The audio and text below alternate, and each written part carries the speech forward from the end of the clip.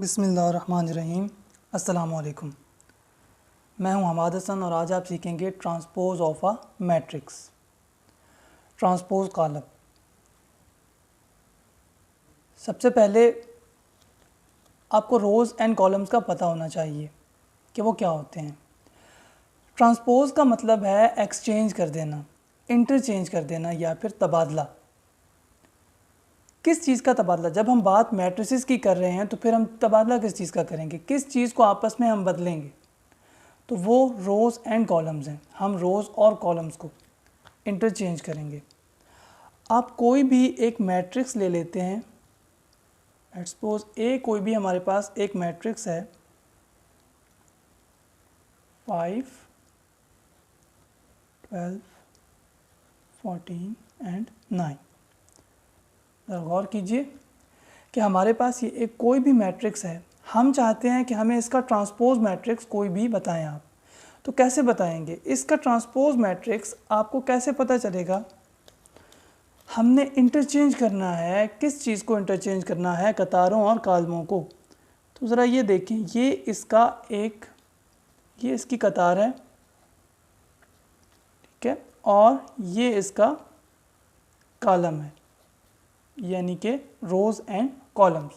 हमने इन दोनों को आपस में बदल देना है, चेंज कर देना है, इंटरचेंज कर देना है, यानी कि तब्दीली को लेकर आना है।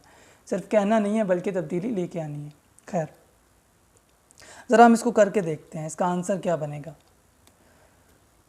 एक बार अगर हमने ट्रांसपोज मालूम करना है तो वैसे जब आप सवाल को हल करेंगे तो आपने एक बार ए के ऊपर भी छोटा सा टी लिखना है। ऐसे ज़ाहिर एक ट्रांसपोज को इस तरह से करते हैं, और एक दफ़ा उस मैट्रिक्स पर भी आपने टी की अलामत को लगा देना है। मींस अलामती तौर पर आपने लिखना है कि हम इसका ट्रांसपोज मालूम कर रहे हैं। जैसे यूँ इसका कालब का हमने ट्रांसपोज मालूम करना है तो उसे एक दफ़ा इस शक्ल में लिखेंगे और उसके बाद हम इनको चेंज कर देंगे। किस चीज़ को चेंज करना है? अब पहले तो ये थी हमारे पास एक कतार, यानी कि एक रो थी हमारे पास। तो अब जब ये रो की शक्ल में लिखी है तो हमने इसे कॉलम की शक्ल में लिखना है, यानी कि 5 और 12। ये ज़रा गौर करें, ये पहले क्या था? एक कतार थी, और अब देखें क्या हो गया, ये एक कॉलम बन गया। और इसी तरह से हम दोबारा से लिखेंगे। तो अब 14 और 9 जो है इसको भी हम उससे नेक्स्ट हम लिख देंगे एक कतार, कॉलम की शक्ल में उस कतार को। तो ये हमारे पास हमें एक ट्रांसपोज मैट्रिक्स हासिल हो गया। वैसे देखने में शायद आपको फ़िलहाल मौके पे समझ ना आए, लेकिन इंशाल्लाह अगर आप इस वीडियो को पूरा देखेंगे तो आप इसको करने के काबिल हो जाएंगे। देखिए ज़रा एक और मिसाल लेते हैं। मसलन ए हमारे पास कोई भी मैट्रिक्स है और इसमें सिर्फ 2 ही एंट्रीज़ लिख रहा हूँ आपको सिर्फ समझाने के लिए, 5 और 12। अब इसमें हमारे पास एक कॉलम है और 2 कतारें हैं। आपको मैं निकालना सिखा चुका हूँ तो आप पुरानी वीडियोस देख सकते हैं। अब देखें कि अगर हमारे पास हमने इसकी रो को, आप रो को छोड़ें, यहाँ पर एक ही कॉलम है ना, आप इस कॉलम को रो में तब्दील करें तो कैसे करेंगे ज़रा देखें। A is equal to 5 and 12। ये हमने क्या किया है? हमने एक कॉलम को चेंज कर दिया है, उसको तब्दील कर दिया है। किस में तब्दील कर दिया है? एक कतार में। आप दोनों में से कोई भी काम कर सकते हैं। देखिए मैंने रिवर्सिबल रिएक्शन लगाया है। वैसे अगर यानी हम कॉलम को कतारों में भी तब्दील कर सकते हैं और कतारों को कॉलमों में भी, या फिर कॉलम को रोज़ में और रोज़ को कॉलम में, तो दोनों ही तरीके किए जा सकते हैं। बात एक ही है, रिज़ल्ट सेम आएगा कि हमने यहाँ से रोज़ को उठा के कॉलम में तब्दील कर दिया या फिर एक कॉलम को रो में। अब ये जो हमारे पास रिजल्टेंट है ये क्या है? ये हमारे पास ट्रांसपोज मैट्रिक्स है। एक दो और मिसालें करते हैं, उसके बाद हम मज़ीद प्रैक्टिस करेंगे। जैसा कि आपको मैं एक मिसाल दे रहा हूँ, ए हमारे पास कोई भी एक मैट्रिक्स है, इसमें भी बस 2 ही एंट्रीज़ रखते हैं, लेकिन इस बार हम थोड़ा सा मुख्तलिफ करते हैं। अब ये हमारे पास क्या है? इसमें एक ही रो है हमारे पास और कॉलम कितने हैं? 2। आप रो को कॉलम में तब्दील कर दें। ज़रा खुद करने की कोशिश करें, जहन में सोचें क्या आएगा इसका जवाब। तो इसका जवाब आएगा 5 एंड 12। एक बात और आपको बताता चलूं कि आपने ट्रांसपोज मैट्रिक्स के लिए एंट्रीज को नहीं देखना कि एंट्रीज क्या हैं, हमें इससे कोई मतलब फ़िलहाल नहीं है। आगे जाकर 1-2 एग्जांपल्स और देखेंगे, डेफिनेशंस तो उनमें है, लेकिन ट्रांसपोज मैट्रिक्स में हमें ज़रूरत नहीं है एंट्रीज को देखने की। यहाँ हमने सिर्फ और सिर्फ किसको देखना है, वहाँ पर रोज़ हों और कॉलम्स हों, और रोज़ को हमने कॉलम में चेंज कर देना है या फिर कॉलम्स को रोज़ में, तो हमें उसका अपना आंसर मिल जाएगा, मतलूबा हमें हदफ मिल जाएगा जो हम चाहते हैं। अभी इसको, अच्छा इसके लिए आप देखें कि डेफिनेशन मैंने नहीं लिखी, डेफिनेशन आपने अपनी अपनी बुक से देखनी है, उर्दू मीडियम वाले भी और इंग्लिश मीडियम वाले भी। बुक के एंड में भी आपको मिल जाएंगी और इसके अलावा आपको बुक के अंदर एक्सरसाइज में भी इससे पहले भी मिल जाएंगी एग्जांपल, इसकी जो डेफिनेशन है एग्जैक्ट। आप यहाँ से सिर्फ समझना है कि आखिर ये है क्या, ठीक है, ताकि आप क्वेश्चंस को आसानी से कर सकें, क्योंकि मैथ में रट्टा तो चलता ही नहीं है। खैर, ये कुछ सवाल मैंने लिख के रखे हैं। ये एक्सरसाइज 1.2 का क्वेश्चन नंबर 5 है। उर्दू मीडियम वाले भी देख लें और इंग्लिश मीडियम वाले भी। Find the transpose of that matrix, given matrix, और ट्रांसपोज मालूम करें दिए गए कालमों का। तो आप एग्जाम्पल के लिए ज़रूरी नहीं है कि एक्सरसाइज ही करें, आप सिर्फ अपनी प्रैक्टिस के लिए कोई भी कर सकते हैं, ज़रूरी नहीं है कि आप यही करें। आप अपनी मर्ज़ी से भी कॉलम बना के या मैट्रिसेस बना के उनकी प्रैक्टिस कर सकते हैं, ताकि आपको अच्छी तरह से आ जाए। और मैंने आपको बताया कि एंट्री से कोई फ़र्क नहीं पड़ता, इनके अरकान से, कि 0 लिखा हुआ है या -2 है या 1 है या 6 है, कुछ भी हो, हमें फ़र्क नहीं पड़ता। खैर, आप सबसे पहले देखें तो हमें यहाँ देखिए ज़रा, जैसा कि मैंने आपको बताया कि सबसे पहले आपने क्या करना है, ए के ऊपर एक दफ़ा टी लिख देना है, और वो जो मैट्रिक्स है एक दफ़ा उसको वैसा ही लिख के, ये मैं आपको बता रहा हूँ कि आपने हल कैसे करना है, इसे रिप्रेजेंटेशन कैसी होगी इसकी, उसके ऊपर आपने छोटा सा टी, एक अलामती लगा लेना कि हम इसका ट्रांसपोज मालूम करने लगे। ये लिखने के बाद आप क्या करेंगे कि आप इसमें ये देखिएगा ज़रा, हमने क्या किया, 0 1, थोड़ा बड़ा करके लिख रहा हूँ ताकि आपको समझ आए, एंड 2। ये क्या हुआ, यहाँ पर हमारे पास एक कॉलम था, हमने उसको उठाया, पहले 0 लिखा, और अब क्योंकि नीचे की तरफ कॉलम होता है ना, तो हमने इसे जो है हमने इसे ये दूसरी तरफ लिखना शुरू कर दिया, कतारों की तरफ। यानी अब देखें, यहाँ 1 नीचे आया तो हमने साइड पे लिख दिया, यहाँ 2 नीचे था तो हमने साइड पे लिख दिया। मींस कि हमारे पास अब ये एक कतार बन चुकी है, और जो हमें रिजल्टेंट आया है ये एक ट्रांसपोज मैट्रिक्स है, इस मैट्रिक्स का, मैट्रिक्स ए का ट्रांसपोज मैट्रिक्स है। इसी तरह से अगर मैं आप कोशिश कीजिए आप खुद से करने की। अब बी मैट्रिक्स है, इस मैट्रिक्स में आप देखें बी का ट्रांसपोज छोटा सा टी लिखना है पहले आपने, अब ये आपने खुद फिंगरप्रिंट्स पे करना है। ये देखें, मैंने उसी तरह की एक मिसाल लिखी है ताकि आपको ना फ़ौरन से समझ आए। ये बी, अब मुझे बताएं क्या होगा इसका आंसर। तो देखें, एक ही कॉलम था, हमने एक रो बना देना है उसे। और कीजिए ज़रा, 5 1 एंड -6, क्या मुश्किल है इसमें, इंशाल्लाह आपको ये ज़रूर आएगा, प्रैक्टिस करते रहें इसे। अब आप मज़ीद देखें ज़रा आगे, तो 5 1 एंड -6, 5, अच्छा अब इसको देखें, ये वैसे उसकी तरह ही लग रहा है लेकिन इसमें थोड़ा सा, ये इसीलिए मैं लिखा था ताकि आपको पता चले।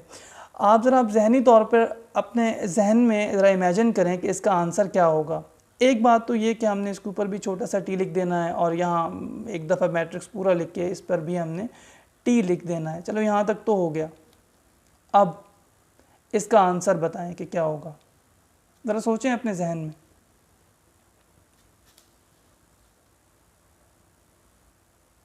अब ज़रा मिलाइएगा कि जो आपने जहन में सोचा वो क्या इसके मुताबिक था या नहीं। तो देखिए 5 1 एंड -6, ये क्या किया हमने, देखें एक रो थी हमारे पास, एक ही रो थी, हमने उसे किस में तब्दील कर दिया, कॉलम में। एक ही कॉलम हमने इसमें तब्दील कर दिया। पहले 5 लिखा, अभी जब साइड पे जा रहा था हम नीचे की तरफ मूव हुए, यहाँ 1 लिखा हुआ था तो हम इधर से कहाँ आए, इधर 1 हमने नीचे लिख दिया। यहाँ -6 इधर साइड पे था तो हमने मज़ीद नीचे -6 लिख दिया। मज़ीद एक एग्जांपल करते हैं जिसमें 2 हमारे पास कतारें आ गई। अब देखिए ज़रा, पहला स्टेप डी लिखिए, उसके ऊपर छोटा सा ट्रांसपोज, अलामती तौर पर ये हमें इसकी रिप्रेजेंटेशन है ये कि हमने इसको यूं ही लिखना है। खैर, -1 3 एंड 0, एक दफ़ा तो हमने ये कर लिया। अब नेक्स्ट क्या करें, अब हमने दोबारा इसको डी के ऊपर टी लिखा रहे, और अच्छा, अब ज़रा देखें कि इसमें हमारे पास 2 कॉलम्स हैं, यानी ये देखिए ना हमारे पास 2 कॉलम्स हैं और कतारें हमारे पास कितनी हैं इसकी 1, 2 एंड 3। यानी ये देखिए ज़रा मैं इसको आपको दूसरी तरह से दिखाता हूँ। यहाँ हमारे पास एक ये और एक ये, तो कितनी हमारे पास कतारें हो गई 3 और कॉलम कितने हैं 1 और ये 2, तो 2 हमारे पास इसके कॉलम्स हैं। अब हम इसमें क्या करेंगे कि हम इसको इंटरचेंज करेंगे, एक दूसरे में चेंज कर देंगे, तब्दीली लेकर आएंगे, सिर्फ कहेंगे नहीं बल्कि लेके भी आएंगे। देखिए ज़रा 1 पहले क्या था ऊपर हमारे पास 1। अब अगर तो आप पहले एक कॉलम लिखना चाहते हैं, सॉरी रो लिखना चाहते हैं, तो क्या करेंगे, यहाँ से कॉलम को उठाएंगे। ये मेरी उंगली देखिए आप इस तरफ 1 के बाद नीचे क्या लिखा हुआ है 2, तो हम इसको अपना कॉलम की तरफ हम क्या लिखेंगे, ये देखें 2। फिर मज़ीद नीचे आएंगे तो क्या लिखा हुआ है 3, तो हम यहाँ भी क्या लिख देंगे 3। अब ज़रा नेक्स्ट हम दूसरे कॉलम की तरफ आए हैं तो यहाँ पर हम क्या बना देंगे दूसरी रो। सबसे पहले क्या लिखा हुआ है 2 के बाद नीचे की तरफ आएंगे तो इधर हम आगे की तरफ बढ़ेंगे, यानी कि -1 है तो यहाँ भी -1 लिखेंगे। इधर नीचे की तरफ आएंगे 0, तो यहाँ दूसरी तरफ क्या लिखा हुआ है, हम यहाँ पर क्या लिखेंगे 0 लिखेंगे। ज़रा अब आप गौर से देखें इसे 1 और से देखें ज़रा 1, 2 एंड 3, ये पहले क्या था, ज़रा यहाँ पर देखें 1, 2 एंड 3 क्या था, जी हाँ ये एक कॉलम था और अब क्या बन चुका है, एक कतार या फिर एक रो बन चुका है। 2, -1 और 0 यहाँ पर एक कतार है और यहाँ पर ये क्या है, एक कॉलम है। तो हमने चेंज कर दिया है, इंटरचेंज किया है, तब्दीली लेकर आए हैं, तबादला किया है, या हमने बाहम तब्दील कर दिया है इन चीज़ों को, रोज़ को और कॉलम्स को। अब नेक्स्ट देखिए, इन 3 सवालों में से मैं आपको ये एक सवाल करा देता हूँ, बाकी सवाल आप ख़ुद करेंगे और मुझे कमेंट सेक्शन में बताएंगे। सबसे पहले मैं दोबारा से रिपीट कर रहा हूँ, आपको एंट्रीज़ को नहीं देखना, एंट्रीज़ जो मर्ज़ी हों आप खुद से भी बनाकर मैट्रिसेस इसको कर सकते हैं। प्रैक्टिस जितनी ज़्यादा करेंगे उतना ही आप इसमें परफेक्शन आती जाएगी आप में। अब हमने ये एक अलामती तौर पे लिख दिया, अब क्या करेंगे, हम इसको देखेंगे कि हमारे पास रोज़ एंड कॉलम्स कैसे चेंज होती हैं। तो सबसे पहले आप एक रो को पकड़ लें, मसलन ये रो है हमारे पास, इसको चेंज कर दें। कैसे चेंज करेंगे, पहले 2 लिखा हुआ है तो आप लिख दें बेशक, 2 के बाद अगर आप साइड पे जाएंगे तो 3 लिखा है तो आप नीचे की तरफ बढ़ेंगे और यहाँ पर 3 लिख देंगे। दूसरे नंबर पे यहाँ पे क्या है -4, तो यहाँ पर आप क्या लिख देंगे -4। यहाँ पर क्या है 5, तो नीचे की तरफ आप बढ़ेंगे। जो मेन आपने कंसेप्ट याद रखना है वो ये है कि यहाँ जो पहला लफ्ज़ है वो तो आपने लिख देना है, उसके बाद अब आपकी मर्ज़ी, आप नीचे की तरफ बढ़ना चाहते हैं, यानी कि यहाँ जब आप कॉलम्स की तरफ बढ़ेंगे तो दूसरी तरफ उधर आप लिखेंगे क्या, रोज़ को लिखेंगे। यानी अब ये देखिए मैं कॉलम की तरफ बढ़ रहा हूँ, 2 से -4 की तरफ आया तो यहाँ से मैं 2 के बाद क्या लिखता, -4 लिखता, यानी कॉलम में, तो हम रो में, तो हमारे पास जो कॉलम था वो तब्दील हो जाता किस में, एक कतार में।